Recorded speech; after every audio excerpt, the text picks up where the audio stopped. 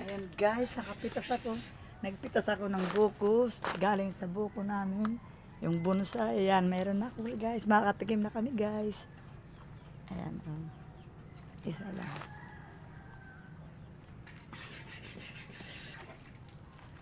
Ito siya guys. Meron na siyang mga bunga. Marami ito guys. Ayan, oh. Ito pa siya.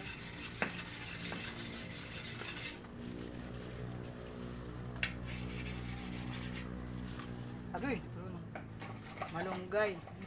Naputol guys, yung malunggay guys, naputol, di ko sinadya. Gulayin na lang namin to kasi naputol. Di ko sinadya, naputol siya. Yan, tanim namin to guys.